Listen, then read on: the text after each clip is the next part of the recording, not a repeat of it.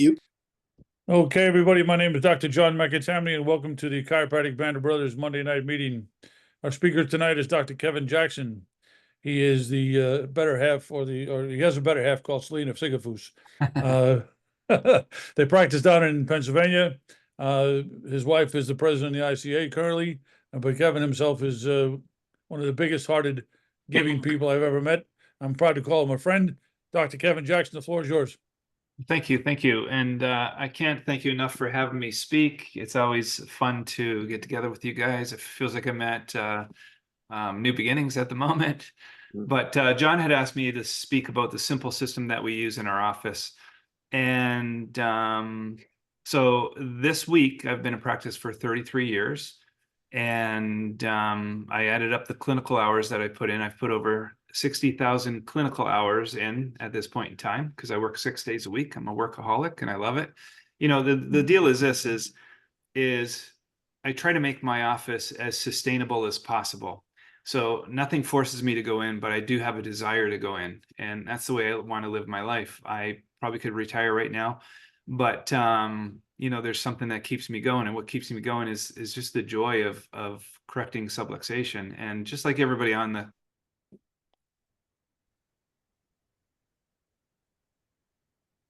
Kevin, you froze up.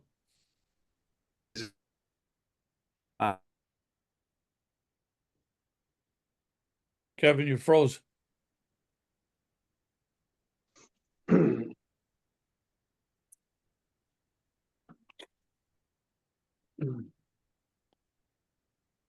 Brian. Hey, Leo. What's up, bro? Everything's good. How about you? Good. We'll have our own conversation here. Yeah, what happened to Kevin? It's weird. I'm just calling. Hold on a second. Yes, sir. You froze. Want to log back in again? Yeah. So I'll go ahead and start up again, and we'll go from there. All right. Okay, and we'll see what happens.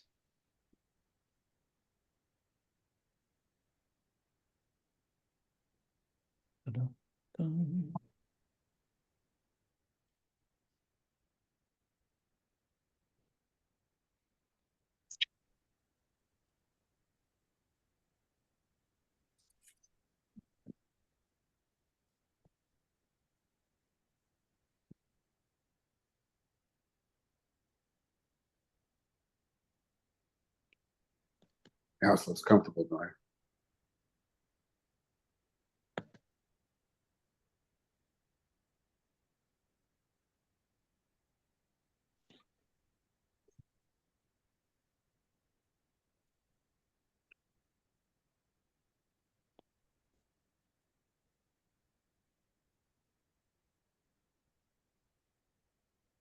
Is Kevin talking to himself again? Hey, what's up, Dave? I just called him. He said he's going to log out and come back in again. So, Yeah. How's everybody doing? Going on, Davey? All good, my friend. How you doing, Leo? What's new and exciting? Good.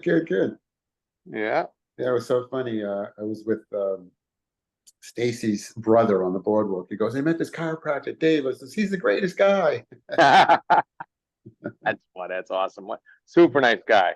Yeah, he's a nice fellow. That's very cool. Known him for a long time. Really? Oh, that's awesome. Yeah, it's what nice family, really. I'm so excited. Two of them get along so well. It's a very cute couple. Very excited. Yeah, it's a good family. They're very sweet. Very sweet. I've known him for a long time. Yeah. And Lee is a crack up. He's the funniest guy. I don't know if you talk to him much. No, I've hung out a couple times now. Definitely super nice. I look forward to seeing him again. Yeah. I wish we can get him to get involved in some of this stuff. His head's in a different place. Yeah. But yeah. He's happy. Yeah, no, exactly. He's serving, he does, and they live the chiropractic lifestyle. They been getting adjusted all their lives as kids, so Right. which is cool. His just focus a little different in the office. It is what it is. Who am I to say? Yeah, yeah. He's a cool kid. here we go. Come back in Right. again. Awesome.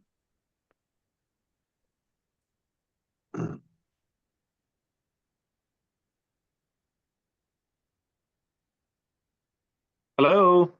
There he There you is. go. There you go. All Kevin. right. Good to see you. All righty, all righty. Let's try it again. I'm on my phone this time, so Happens All right. sometimes. yeah, we have a funky situation. I guess I'm gonna go in a quiet place and we'll try it again. All right. All right, sorry, guys. Where were we, John? You're going to talk about your simple system and then you froze up. You said And then just froze after that. That's how simple the system is. It just freezes up here. you were talking All right. about the joy of correcting subluxation. Yes, it is a joy. All right. All right. Back to the show here.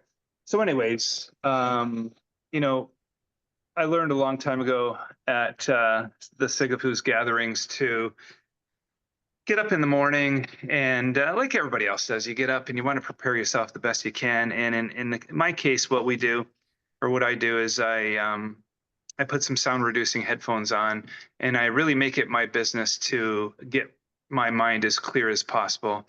And what I mean by that is I'll go through everything that the voice within prompts me. If I feel any guilt that morning, if I feel any frustrations, if I feel any greed, if I feel any resentment in my direction, you know, I try and clear that out before I go any further.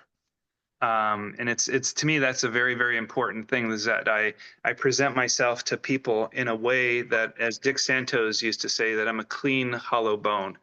And I've got it down. I used to do about an hour in the morning, an hour in the afternoon, and an hour in the evening when I got home.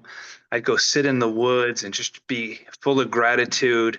But again, how you present yourself to a patient, I think is where our success comes from.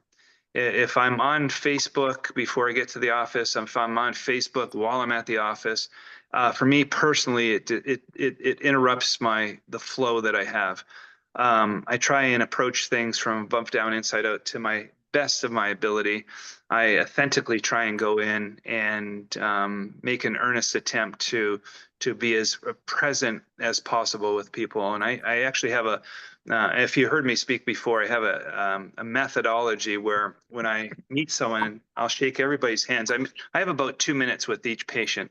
This afternoon, I went into the office. I didn't work this morning, as I told most of you, and we saw 160 people in from. I got there at 2:30, and I probably ended at 7:30.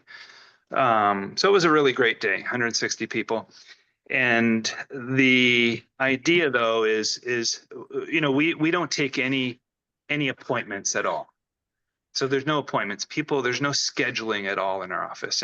And what I'm trying to get across is if you get in touch with the voice within, if you get in touch with say the spirit within, if you get in touch with God within, there's so many ways that BJ Palmer put it, but if you can actually believe in that inner prompting, it literally runs the show for you. And so when I talk about a sustainable practice, how is it possible that you can actually go into an office and see that amount of people and provide quality care? You know, this is the biggest question that I ever get is like, well, what kind of quality care?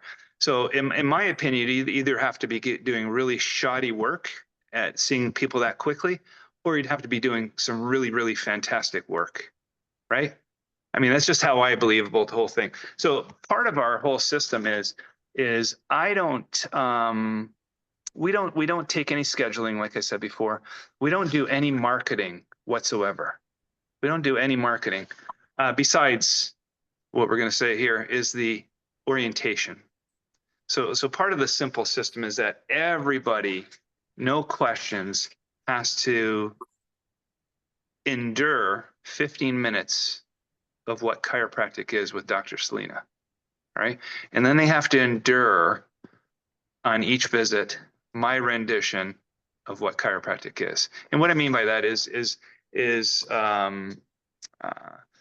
Ralph Stevenson. Was it Stevenson?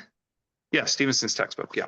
So Ralph Stevenson said, you have to be able to explain chiropractic 1,000 ways to 1,000 different types of people. You can't use a script. You can't keep repeating above, down, inside out. The power that made the body heals the body. You got to be so on level with that person when you connect with them that they get what you're talking about. Because if you don't have a lot of time to spend with someone, and you're not putting, what we do in our office is we don't put anybody on a rigid care plan. Isn't that cool? We tell them what chiropractic is. We tell them that we want to help correct their subluxation. We tell them that we're going to re-x-ray them in 30 visits.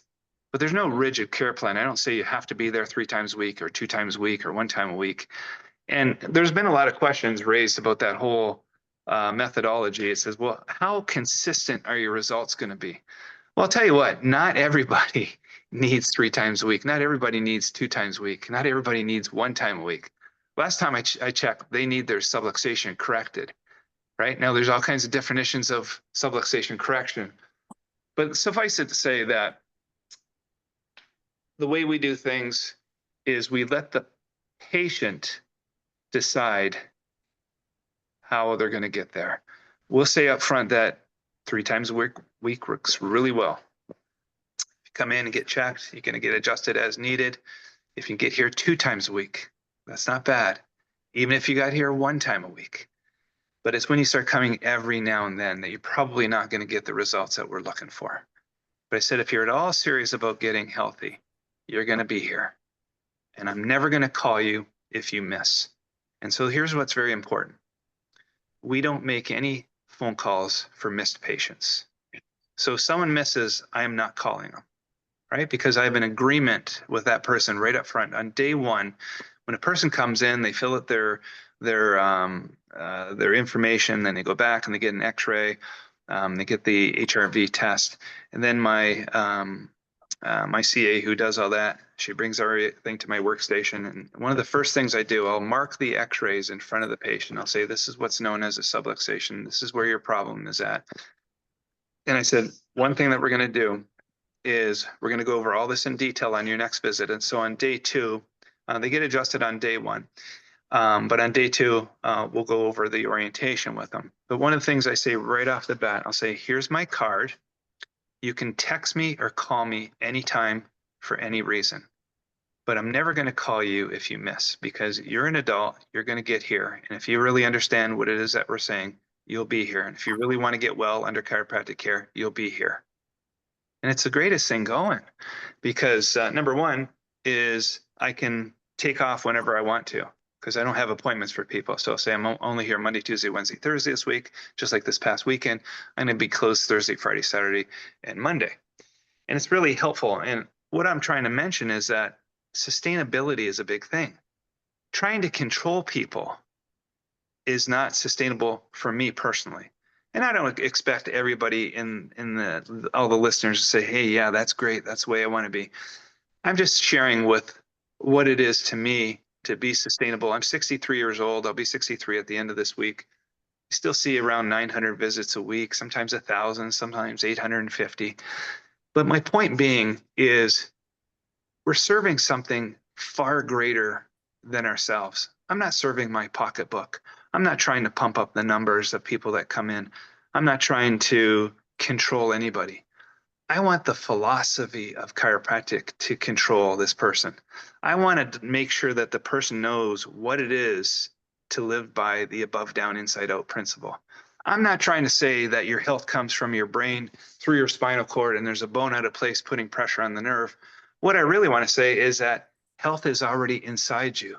Health is the way we were born. Health is a natural ability of the body.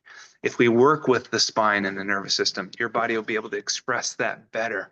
But if you lived your entire life from above, down, inside out, if you listened within, you're going to hear things from the Holy Spirit, from the Spirit within. You're going to hear that. And I want to help you live from within. And this is one of the most attractive things to patients is that, and you don't think people get it, you know. If you start giving it to them, you know, educating people little by little by little, it's surprising how people start showing up in your office.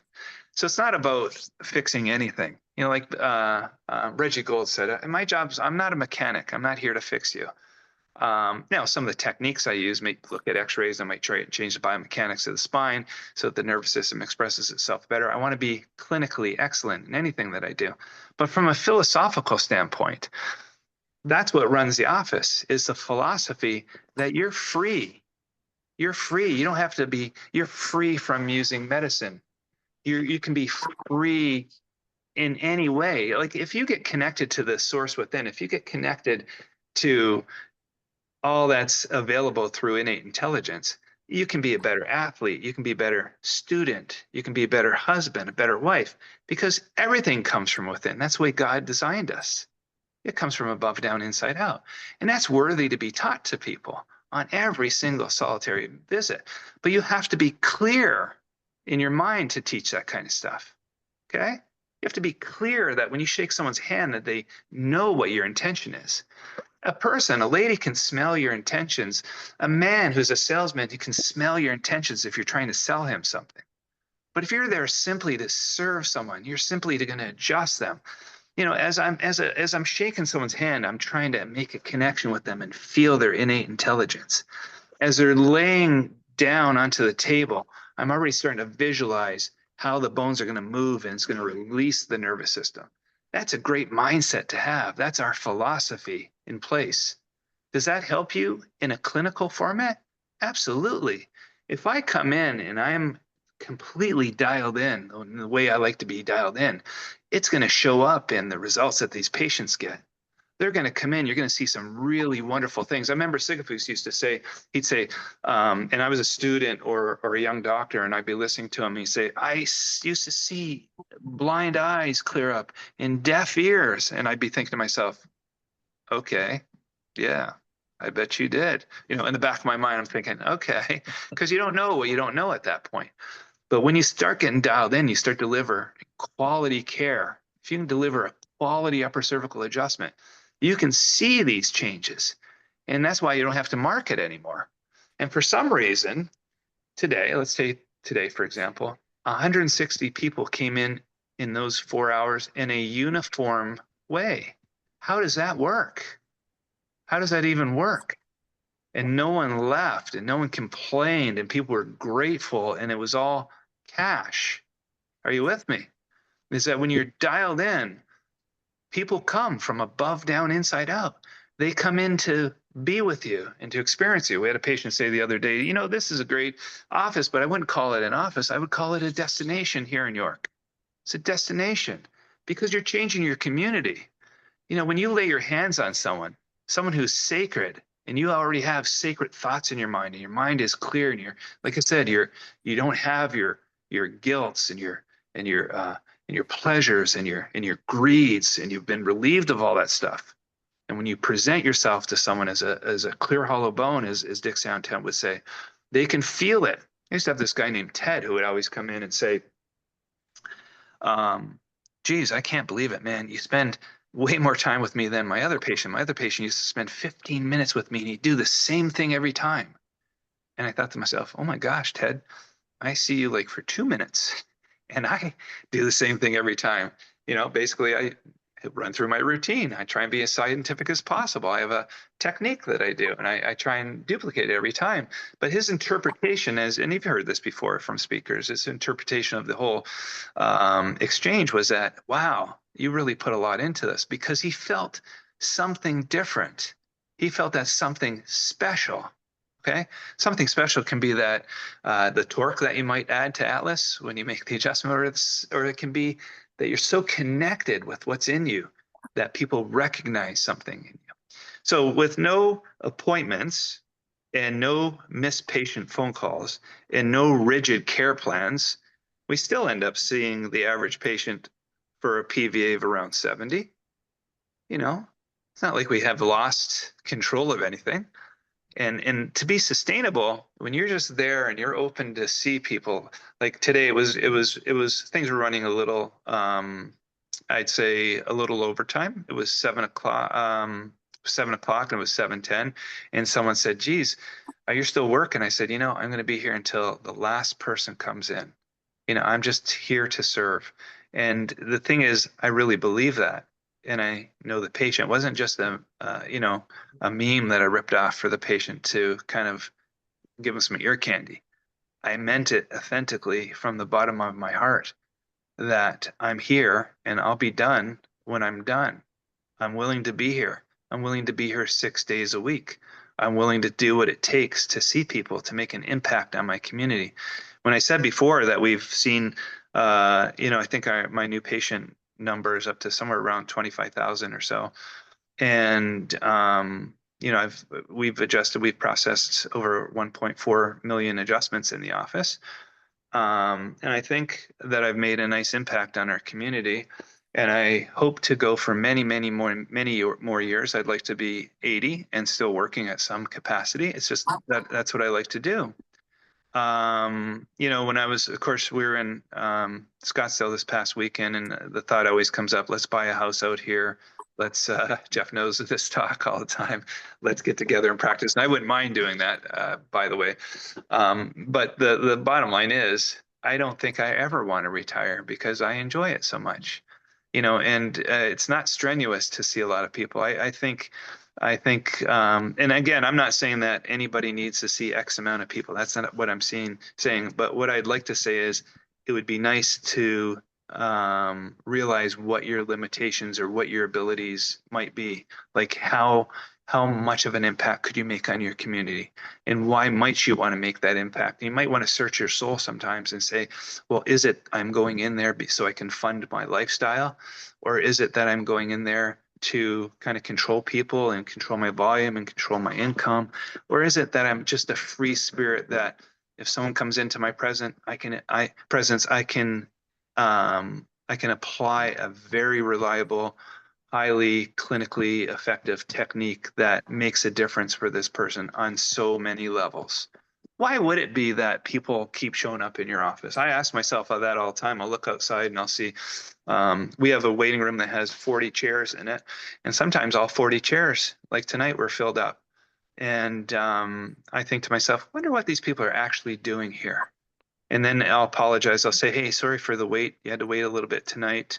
And they'll say stuff. And this happens in everybody's practice, I know. They'll just say, hey, you're worth it.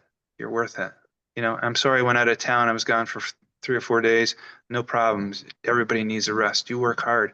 And the deal is that's what they're interpreting from me. I must tell you this one thing, is we only charge $33 per visit. I live in a small town in Pennsylvania. It's York, Pennsylvania. There's 50,000 people. All right. There happens to be 50 chiropractors too. It's what was the first capital of the United States. So there's 50,000 people, 50,000 there's 50,000 people. There's how many chiropractors did I said there were? 50. 50. Jeez. I must admit, I did get home at 3:30, 4 o'clock in the morning. So I'm running on. I'm almost like having an out of body experience. Like, am I actually seeing these people on this screen here? But there's a lot of chiropractors there.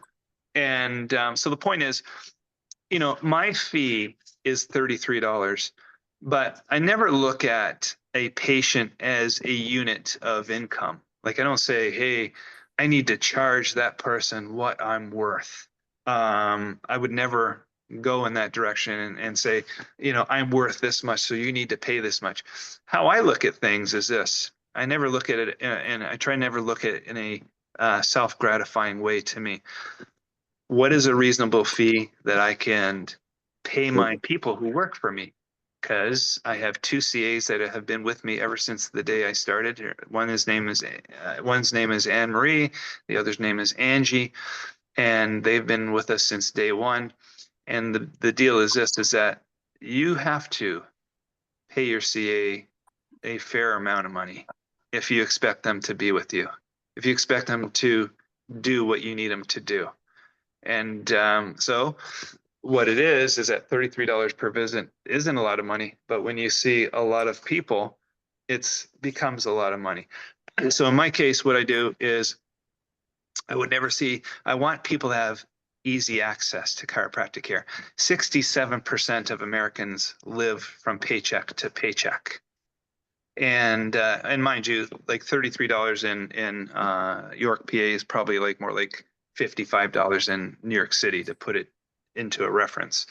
But 67% of our people are living from paycheck to paycheck, and we want to allow access to chiropractic care. You know, I'm not looking for a perfect patient. My daughter is going to school to become a chiropractor. She graduates in December. It's coming up, and I'm very proud of her. But she said, Dad, I was in the marketing class there, and I'm not criticizing the school or the person who taught this concept, but they said, Dad, she said, Dad, what is your perfect patient? I said, well, honey, anybody, a subluxation is a global phenomenon. And if we start treating it as a global phenomenon, that it's a health crisis, everybody needs chiropractic care. And it's really poopy, if you ask me, that we start saying, well, hey, my perfect patient, she was describing what some people described as their perfect patient would be, like a well-to-do female between the ages of 20 and 40, gainfully employed, does yoga, likes to eat healthy, is going to really resonate, maybe has a couple kids that she can bring in. That would be my perfect patient. And I said, yeah, that's very nice when you have a person who is healthy and they want to be there. But what about the unlovable guy who comes in, who doesn't have a lot of money, but really needs chiropractic care to maybe allow him to express himself better? And if my mindset is focusing on, well, I just want younger women to come in who are nice looking and nice dressing and nice acting and have a good, nice pocketbook, and they're going to bring their kids in and they're going to resonate with what I do, I'll probably miss, or I might be missing, some of those people in your community that really need your services. So in our office, we see a wide spectrum of everybody from poverty level people to CEO people. And it's a real mixture. It's a real zoo in the office sometimes, because it's all different types of people. But to make a long story short, we try and make access to care as easy as possible. And that's part of being freed up inside, is that, you know, when I allow my fees to be affordable, they're not cheap, they're not expensive, but they're doable. It allows more people in your community to be healthier. And if more people in your community are healthier, obviously you're going to have a healthier community. But if you think you're just a little island, a nobody, just seeing X amount of people a week and just collecting your money and going home and having a real nice life, and that's good too. But I think there's a bigger purpose in chiropractic, and that's, of course, why we go the route that we go. So no marketing at all. We've never, I mean, after the first couple of years, you know, when you first get in practice, you might do some spinal screenings or some ads just to get your name out there. But basically, how a person comes to our office is a referral from someone else that comes in the office. And the reason that a person refers, in my opinion, is they themselves thought it was a really great value. Okay. And what I mean is the overall experience was a great value, is that they came in and all their needs were met. In other words, it was excellent front desk service. You know, they were greeted appropriately and enthusiastically. They were x-rayed and they were examined, and they were examined for subluxation. It was very thorough. They had a very thorough explanation of what chiropractic is and what their problem is and what their commitment might be to get well.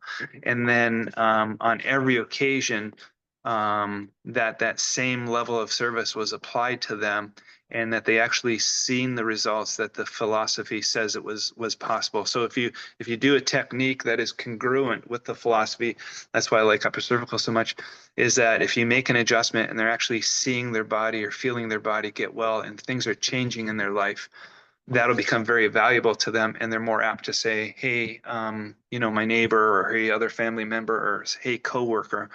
So every week without fail, there's probably a good 15 new patients that we never asked. I never ask anybody to bring their kids in. What I want to do is I want to earn the right for those kids to come in and see me. I don't want to say, hey, Jeff, why don't you bring your wife in? Why don't you let me check your kids? Hey, we're having an open house. Why don't you come and join us and get a free TV or some, you know, we'll have some snacks and all that. Again, it's not a bad thing. But what I really want to do is I want someone to say, hey, Dr. Kevin, I'm getting my wife started next time I come in. Hey, you're going to meet my husband. Hey, do you mind if my kids get checked? Hey, my kids are with me. Can you check them right now? I'd be like, absolutely. I check kids on the fly all the time because the mom already knows what we're looking for. See, here's the deal.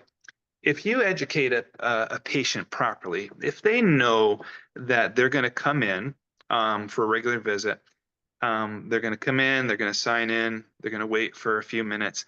And then when they come back, then I'm purposely not going to talk about their symptoms. I'm not going to say, hey, Mrs. Jones, how's your neck doing today? How's your lower back doing today? I'm going to say, Mrs. Jones, go ahead and lay down and let's check you for subluxation.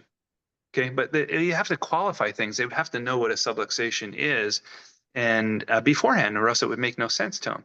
So if you're going to see a higher volume, if you're going to make more impact on your community, if you're going to make more impact for your family because you're seeing a higher volume, when that person comes in, if they know already what you're doing, like you know, if someone had a ear infection in the medical model and they took the an antibiotic for say 2 weeks, you wouldn't, as a healthcare provider, as the MD, you wouldn't say every time they took the antibiotic, you wouldn't say, hey, how you doing today? Hey, how you doing today? What's going to happen is we're going to find out down the road how you did. We're going to do another x-ray. We're going to do another HRV, right? So your symptoms are going to kind of come and go as you're coming in. And that would be natural, no? Because they're going to learn up front that symptoms are actually how you heal. So symptoms aren't something we're trying to eradicate. Symptoms are the processes that your body is going to go through in order to heal itself.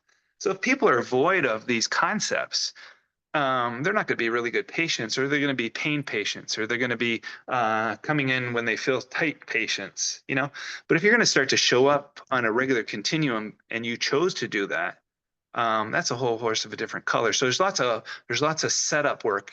If you play golf, Jeff knows, Jeff and I golf all the time.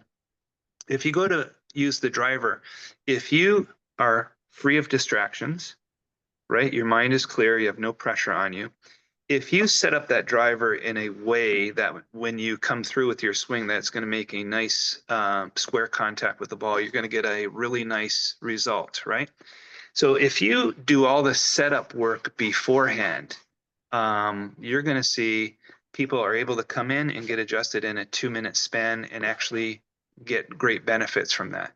If you feel like you have to keep educating the person on every visit, if you feel like you're gonna have to entertain the person on every visit, if you feel like you're gonna have to do all kinds of clinical things to gratify your fees on every visit, in my opinion, that's not sustainable for me. I want someone to come in and say, hey, I'm looking to get adjusted today. And let's say a transient comes in the office. Every once in a while, as you guys know, someone will come in and say, hey, I'm from out of town. Can I get adjusted? Absolutely. Come in, sign the forms. Let's get you adjusted. And we'll run them through our pre-checks and our post-checks. And a lot of times people say, wow, that was really quick, but that was really efficient. And the deal is that you can tell sometimes that they may went to a chiropractor who did a lot of extra stuff, maybe to justify, or maybe they thought it was really important. But the big deal is if you get a person who understands a pre-check and a post-check, and they're looking for that they don't have to hear bones cracking, or they don't have to feel a pain go away. They just know that there's some pre-checks or post-checks that you're going to go through, like maybe an infrared scan, or say you put someone through a range of motion. But if you walk someone through a pre and a post, they'll be the one who tells you that, hey, I'm good, I'm shaking my head. Let me give you an example. Someone will come in, typical patient, shake their hand. I'll say, it's good to see you. Let's go ahead and check you out. They'll lay on their stomach. And what I do is I'll have the x-rays up in front of me, and I go with the old barge system of analysis for the pelvis, a PI. It's going to be a PI on the right and AIR sacrum on the right. So I'll just do drop table. I'll use my elbow, and I'll lift and drop their whole leg and their pelvis together. But before I do that, the person will do their pre-check, which will lift one leg and lift the other leg. One leg is heavy. They know that there's a weak nerve root at L5. So if I go ahead and I'll say, let's get started, lift the left leg, lift the right leg, let me adjust you, let me do a post-check, you lift your leg. And if it comes up, they'll be the first one to say, yes, that's clear. That works good. That's clear. It's much stronger. I said, and prior to that, it was said, well, what happens when you have a stronger nerve? You're going to have a nerve that functions properly. So if you can get a person on board with telling you, are you seeing what I'm saying? They're telling you that their nerve is working better. They're telling you that their nerve is working better. We're trying to flip the script. We're not going to try and tell them, hey, you're going to do good. They got to tell you that, hey, let's say if I adjust someone and I check their upper cervicals and I did a, the infrared scan and the Atlas FOSS, and I checked one side and I checked the other side and it was off by, 1.5 degrees. And then I adjusted them and I rechecked and I showed it to them. They say, yeah, I see. And then if they go through the range of motion, they check all their different ranges of motion. Yeah, I'm clear. My biomechanics are clear and my neurology was clear. And if you can get a person to say that to you, if you get them, their head shaking, they don't have to recite that their biomechanics are good, but if they're able to detect, yeah, I have very good range of motion and I understand what you're doing with the infrared thermographer, that's perfect. It's perfect. But there's a lot that goes on, to get a person to understand what a pre and a post check is. But if you're going to make a successful visit in a couple minutes or so, right? And the other thing I have to say is I don't do my notes. Someone else does my notes for me. So I'm not messing around with doing my notes. We have Chiro Touch and someone enters it for me and someone takes what I did on each visit, and it makes it a very, very, very easy system. So there are things that are going on behind the scenes to make it a successful visit, and note taking would be a job that someone else would do rather than myself. Really, what I want to do with my life in chiropractic is I want to check and adjust as needed, and that's another reason why we can see a lot of people is not everybody gets adjusted. We have when kids come in, we do the infrared left and right Atlas test. I mean, more times than not, kids are clear. I'm not going to adjust every segment on someone's spine. I'm going to check maybe 3 segments, okay, 3 major parts, like maybe sacrum and T7 and C1. So I'm not going to be spending a lot of time. But if people know, they have to know what they're looking for in order for that to be successful. So again, we have no appointments. Okay, so somehow people filter in at a continuous line of people all day long. Can anybody here explain how that might happen? We have no idea. It just happens the way it happens. Is there some times where we get a little crazy and a little busy? The answer is yes, there is. But for the most part, it's been one of those things. It's this above, down, inside out kind of mindset. And if you really trust that particular philosophy, you'll see that people just kind of trickle in as needed. So no phone calls, no appointments. We tell them right up front, you don't need to make an appointment. You're just going to come in the best you can, okay? And you're an adult. And if you don't come, we're not calling you. And if you quit, I'm not calling you. And if you decide to come back anytime you want. But if you really want to accomplish something with your health, you make it important to yourself, you'll be here. That's all we say. Done, it's over with. We're talking about simple things to say. Okay, I'm not going to have some CA be on the phone all day long saying, Mr. Jones, you missed your appointment, or let's send him 101 text messages like I get from the dentist, So no appointments, no missed calls, no rigid care plans, okay? What we're selling is not a care plan. We're actually selling a philosophy. You with me? So when people start to understand what the above, down, inside out philosophy is, if they start to catch wind of that and say, hey, are you telling me that my body doesn't need things from the outside put in for me to be healthy? It's already inside me and it exists inside me. But if I can change the environment of my body, if I can change that through chiropractic care and allowing the nervous system to regulate itself properly, are you telling me that that's going to make me healthier? And the answer would be unequivocally, yes, that's what's going to happen. But getting a person to that level is not just lip service. How do you know if it's working? How do you know if you're any good at philosophy, right? Now, people can get up on stage at New Beginnings or DE or wherever, and they can spout out a magical sounding lecture on chiropractic philosophy. I know so many people in this profession who are really good at that. I'll never bring up any names, but show me an office that's busy. Show me a parking lot that's busy. Show me someone who's overflowing. It's heaped up, piled up, and flowing over.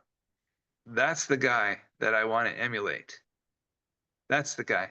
Because if you have that ability to transfer what it is that we do to that person, not sell them some sales pitch that sounds like chiropractic philosophy, but actually be living the above, down, inside out philosophy, wanting to be there, wanting to live, love people, wanting to give to people, wanting to actually serve people, wanting to give people more than they give you. That's a marvel concept. Nowadays, my daughter said, well, Dad, some of the chiropractors charge $150 a visit in San Francisco. I'm like, hey, man, I'm happy for them. And so she went to visit some, and they're very, I'm not saying there's so many ways to practice the business model of chiropractic. But what I'm saying is that there's a sick and suffering humanity. And if you're seeing, 10 people a day and you're charging them $150 a visit, you might be making a good income for yourself, but you may not making a big needle, pushing the needle forward for chiropractic that much. See, when I think of my practice, I think, are these people, will they understand chiropractic, and will they continue with chiropractic in the future? If not at my office, at some office, because of the way I taught them. My goal isn't to extrapolate as much money as possible out of the insurance company or out of that person, and then provide some adjusting services to them. My idea is that I want to change their way of living, and it's a beautiful thing. And of course, that's what Sigafus was all about. He'd have people come to the gathering, and he wasn't certainly going to teach any procedures. He wasn't going to teach you, he might have done a technique or two, but he was going to teach you to start thinking from above, down, inside out. One time he made me stare at a crystal ball. There was a crystal ball we had here at our house, and I had the pleasure of having Sigafus stay in my house for about 6 months. And when I say it was a pleasure, it wasn't really a pleasure. That's a very difficult man to deal with on a regular basis. But he said, look, you think you're focused, right? I said, you're damn right I am. I was wet behind the ears. Damn right I am. So he'd say, sit there and stare at that ball there.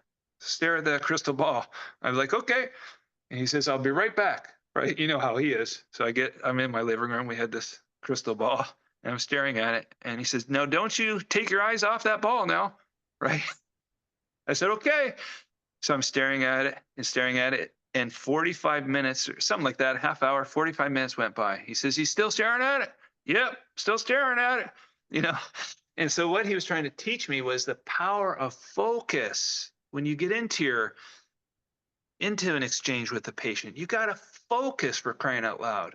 Focus on what? Focus on them. Focus on something called the subluxation. Focus on something, releasing a rivulet of nerve energy that emanates through the nervous system. That's where your focus has to be, and if you can do that, the results will speak for themselves, and that's why I proudly say, like, when I say, in my mind, it's just like Dr. Sid said when he said he quit eating red meat, and they later saw him down at the Capitol Grill in Atlanta having a hamburger. The whole story. But in my mind, what I want to say is when I say to someone that I see 900 patients a week, it's not a braggadocious thing. I could care less about the number, but it's more like 900 people are getting it in my community who want to come in and see me. That's what I'm actually saying. I'm not trying to say that I make X amount of money. I don't make a ton of money, because by the time I lavishly take care of I have 10 staff members. So I bless these people with a good amount of money. I never hold back, man. I'd hate to come in to the office and have a brand new Porsche like I do every year, and yet have my CA like a poor pauper. That'd be awful, right? I hate to go away on to Scottsdale and not take 2 of my employees with me and offer everybody else there who wants to come.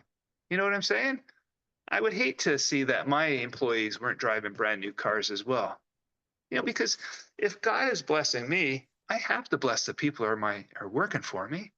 We never hurt for workers in our office. We have like I said, we have 10 CAs, we have 5 full-time, 5 part-time.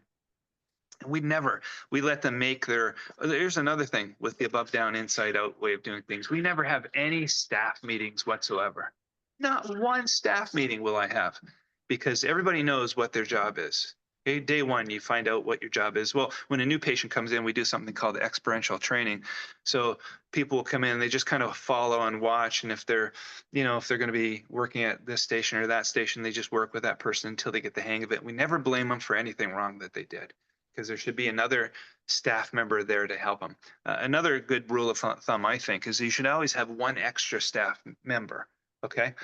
And that's just my way of thinking, because I think abundantly. I don't think of trying to pinch a penny, or by golly, if I pay Mary $35 an hour, I'm going to go broke. I'm not going to go broke if I pay, someone $35 an hour as a CA. I'm going to pay them that so that they can feed themselves, or $20 an hour or $15 an hour from a kid off, kid comes off the street and you got him at $15 an hour. I'm going to bless that kid so they'll take care of me when I come in there. There won't be any resentment towards me. You see what I'm saying? Is that when you're into a state of abundance and you actually believe that I'm going to give everything I can possibly give to my patients, I'm going to give everything I can possibly give to my people that work for me, and then I'll have left over everything I need to run a successful life. If I ever actually buy into that, that'll work for me, But if I'm cutting corners and I'm not paying Sally this and I'm haggling over days off, or in our office, anybody can work any hours they want to. Is that wild? So you can work, let's say, if you needed 2 days off, you can switch out with someone. You don't have to come to me. All the CAs, they can go to each other, right? But the one rule is you have to find someone. You just can't not show up at work. You have to have someone replace you. If you pay someone really well and you give them freedom, right? Freedom with their hours, they have a tendency to stay with you.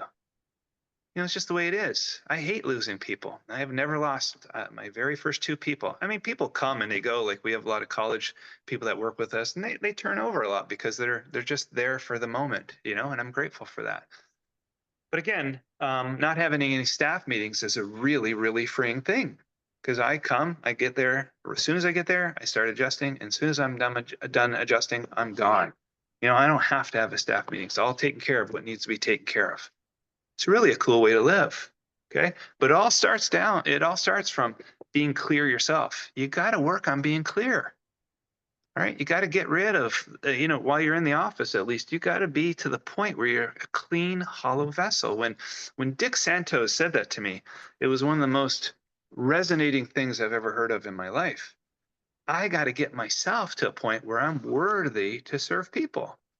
I got to get my technique so precise that when I make an adjustment, I know that I know that I know. Look at it, I know that I know that I know that it was the right adjustment. And that's a personal thing. And I'm not going to speak on that for other people, but let's hope that your technique is a technique that you can have a pre and a post check. When you make an adjustment, at least clears out the biomechanics and the neurology of the spine. That's the definition of chiropractic. If we can't accomplish that, then we're going to have trouble matching our philosophy with our results. You actually become a salesperson at that point in time, because you're just selling them this wonderful philosophy, but you're not allowing that philosophy to happen. Okay, so no staff meetings. What else can I say about our practice? No recalls. We never do recalls. So there's never a recall. Sometimes you see that on Facebook. You'll see someone make an ad for, hey, use this recall letter to get stimulation, get people back into your office. Well, we like to say this, is that we did such a good job initially, right up front. We gave everybody everything right up front, that if they decided to not continue, which is their own personal business, and I tell them right up front, let's say that you're coming in and 2 weeks out of it, you don't show up anymore. You don't ever have to tell me why you didn't come in. You never have to tell me why you didn't have to come in. And you don't have to tell me why you came back either. You go ahead. If you can't be here, I don't need to know. If you don't want to be here, I don't need to know. If you want to come back, I'm always here for you. And you know what? Some people can't come back. It can be a money thing. It could be that they got adjusted and, man, they feel actually pretty darn good. There are people like that, that actually get really dynamic results without having to come in 3 times a week for, 6 months. That is possible. Yeah, sure. It's a different environment nowadays when BJ Palmer, but it was actually Parker who came up with that idea of 3 times a week for X amount of weeks, 2 times weeks. And yeah, and you can match it up with science. I know, there's been some work and some studies that show that, people get good results when they come in like that. That's not what I'm saying is you shouldn't do that. I'm just saying for me, from a standpoint of, having people come in, it's sure nice not to have to even enforce that. So when you go in, again, my first point to everybody is you want to have as little stress on your mental aspect of your life, your physical aspect of your life, and your spiritual aspect of your life. So we start with, the 30 minutes in the morning and the afternoon of just praying and meditating and just getting clear. We do a technique that isn't physically straining on the body. We try and do them within 2-minute increments. Selena, actually, I'm speaking for myself. Selena, she'll take whatever she takes. When Selena comes out there, she'll take a half hour if she needs to take a half hour. But I like to be very precise, like in what the person's looking for. They're using an adjustment like they would, say another type of, I hate to use the analogy like they would use a antibiotic, but they're using them to build upon, right? Each adjustment builds upon the next. It's not like every time you come in, we need to talk about your sciatic nerve pain. Okay. Now, mind you, if someone's coming in, let's say they started and they had sciatic nerve pain and they weren't getting well, I'd be the first one who wanted to hear about it. Another thing that I do is I give everybody my personal cell phone number when they come in. So I give them my card and I highlight my number in yellow and I say, look at Mrs. Jones, what I want to do with you is I always want to be able to connect with you. So here is my personal card. If you ever have a question, a comment, something that didn't sit well with you, please text me, call me if you want to, but just everybody likes to text nowadays. I said, just text me anytime, any day, for any reason. I always want to be connected with you. And I think that's such an important thing to say to people because, and people do use it. It'll be, I'll give an example. Christmas is coming up. I said it can be Christmas Eve and you need some input. Just fire one off to me and I'll be right with you. And if I don't get back to you, just know that I wasn't able to get to my phone. I'll get back to you as soon as possible. But my mother had recently passed away and she had end-stage kidney disease. And this is up in Ontario, Canada. And I'm not criticizing the healthcare industry at all or medical doctors or anything. This has nothing to do with it. This is all about service, this particular conversation or point. So she was in a severe pain because she was almost dying at that point. She died about a week and a half later. And she was in so much agony. And so she called her family doctor and he wasn't there. And she left a message, but no one called her back at all. I'm not saying it's the medical doctor's fault. I'm sure chiropractors do it all the time.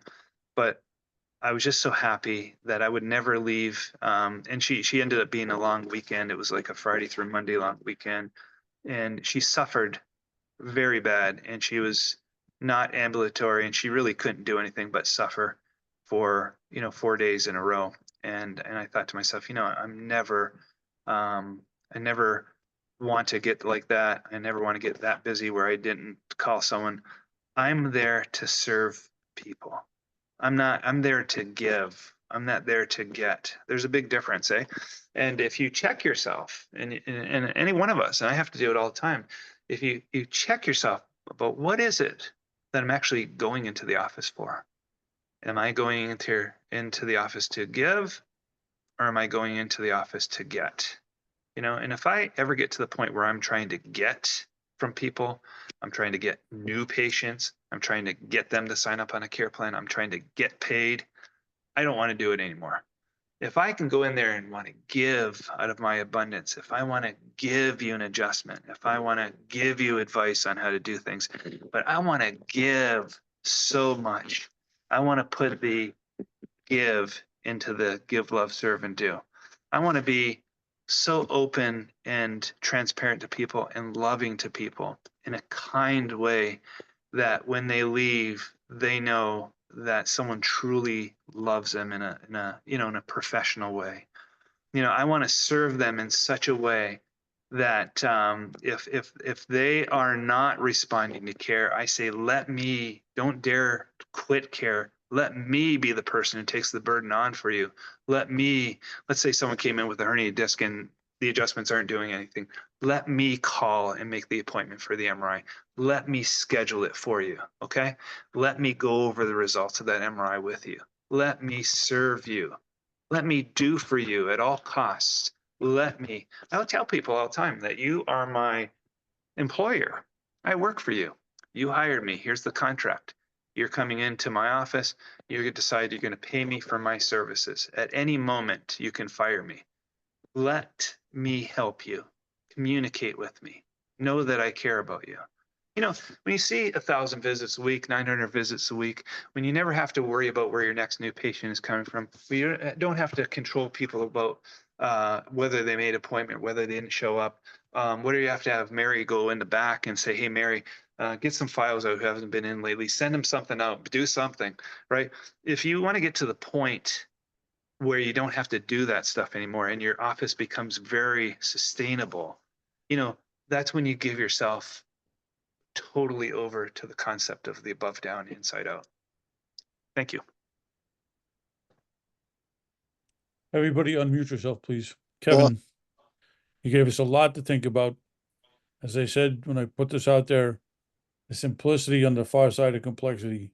I've heard you say this a number of times in different ways. This is one of the best ways you've ever explained it. I have a lot to think about. Thank you so much for coming on tonight. Thank you. It's been a real blessing. Kevin, thank you for everything. It's amazing. I love the way you look at life and the practice and how you care for your patients. You're a great example for us. Thank you. Thank you, Leo. Love you Oh, much. motivation. Yeah, brother, your authenticity is it's just Another wonderful. level. It really is just wonderful, brother, and I appreciate it. Thank you so kindly. Yeah, Kevin, thank you so much. Again, every time I hear you, I feel the need to step up my game. You're an inspiration. My pleasure. My good pleasure. Thank you so kindly. Kevin, thank you so much. You're very welcome. It's so timely. Not only is your message so powerful, but just today, I was starting with some new staff people, and I was just today teaching them how to go to the computer, pull up the patient file, typing in what I'm doing, just literally what you're talking about, and Yeah. just what a blessing today was, because it just, it had its snafus, but it was just wonderful, and very validating that you're talking about it. So thank you. You're very welcome. And it is, and like you mentioned, it is so free for you after you get them past that hump where, and here's what I find too, is my staff really thrives on being my support system. Whereas I say to them, look, I'm giving you all the responsibility. People love that. They want responsibility. I'm giving you all my responsibility. I just want to come in and adjust and take care of people. So, you give responsibility, you give good money, you got a good staff. And they feel part of the process. They have ownership They in the love patients it. getting well. Yeah. It has meaning to them. They have meaning to their life, Yeah. absolute meaning. If I ever go in there and try to control, what my people do, how they need to look, how they need to act, what they need to say, how these scripts, I don't think I want to do that. I don't think they want us doing that either. Let them do their thing. I have a quick question. Does Selena still do the orientation? She does. She does do the orientation. And that is probably, I should say, we don't do any marketing. That is the marketing. And if you ever want her to come on the band, and it would be her good pleasure. She doesn't know I'm saying that, but she would do it because she loves you, Johnny. But if you ever want her to do her 15, she's got it down to 15 minutes now. So Selena does the orientation, and here's what we say. We don't say to new patients that, hey, you need to come in Wednesday night at 7:30. We're having orientation, and no, we never say anything like that. Basically, what it is she does a doctor's report on Mondays, Wednesdays, and Fridays at 10 o'clock, and Mondays and Wednesdays and Fridays at 5 o'clock. So she does 6 orientations per week, okay? And they're 15 minutes. And so basically what happens is if you were a new patient the week before, you're coming in that next Monday and you're or Wednesday or Friday, whenever you can come in. So that's why we try and have 3 in the morning, and 3 in the afternoon. Okay, so there's six choices. And what it is we don't tell it that you're coming for anything like that. We're just saying we're going to go over all your findings. So pick one of these 6 times. And so what she'll do is she might have 3 people. That's maximum that she'll do. She'll take 3 people, but it could be 1 person, it could be 2 people. They both get there at, let's say it's 10 o'clock, and they'll say, okay, new person number 1, new person number 2, come on in my room with me. What I'm going to do is I'm going to explain what we do here in our office, and then I'm going to go over your x-rays with you. So she shuts the door, she goes over the orientation, she's got it down to 15 minutes. Basically, she just gives some real basic fundamental principles about what symptoms are, what a subluxation is, what the above, down, inside out principle is. And then she goes over their x-rays, gives them, we do give a care plan, but we just don't rigidly enforce that. Give them their care plan, give them a copy of their x-rays, and we send them home. And then from that point forward, every time they come in, they have to be adjusted. They have to be educated as to what chiropractic is and what we're actually doing. It's not as smooth as I make it seem. I mean, there's all kinds of, times where I have to redirect someone as to what it is that we're doing. But that's my job, is being able to say chiropractic, tell people what chiropractic is, 1,000 ways to tell 1,000 different types of people. I'm gonna give you another job. I'll reach out to you because I know Selena doesn't do too much, but I know you can handle her schedule, so you'll let me know when she can do that for us. Yeah. When's your next one? We booked up through into January already, but definitely I'll get back to you about the dates. You send me a date and I'll make her do it. Because Excellent.